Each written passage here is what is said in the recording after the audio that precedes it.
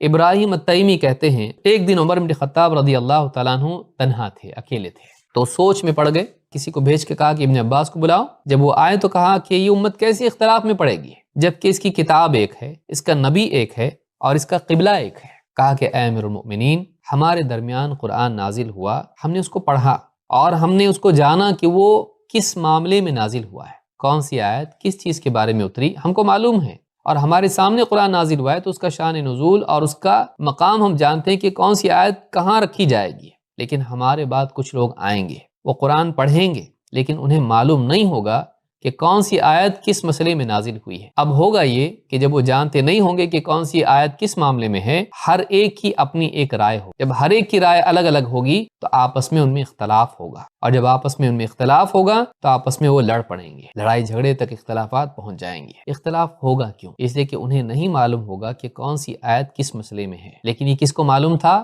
صحابہ کو معلوم ہوا کہ ہمارے لیے اس اختلاف سے اور اس اختتال سے، اس آپس کی لڑائی جھگڑوں سے بچنے کے لیے ضروری ہے کہ ہم سلف کی طرف رجوع کریں، اور یہی بات اللہ کے نبی صلی اللہ علیہ وسلم کی حدیث سے بھی معلوم ہوتی ہے کہ بعد میں اختلافات ہوں گے، تمہارے لیے میری سنت اور خلفائے راشدین کی سنت کی طرف رجوع ضروری ہے۔ تو اس روایت سے بات معلوم ہوتی ہے کہ بعد کے دور میں لوگ آئیں گے، ان کے سامنے متن ہوگا قرآن کا، لیکن کون سی آیت کس معاملے میں ہے ان کو معلوم نہیں ہوگا، وہ یہاں کی چیز کہیں بھی فٹ کر دیں گے، کوئی بھی آیت اس سے کچھ بھی مطلب لینا شروع کریں گے اور گمراہ ہو جائیں گے۔ ظاہر بات ہے جب عقلیں الگ الگ ہیں، اس کو یہ سمجھے گا، اس کو وہ سمجھے گا، اس کو وہ سمجھے گا، اور پھر سب آپس میں اختلاف رائے کی وجہ سے لڑنے والے بن جائیں گے۔ سلف کے فہم سے محرومی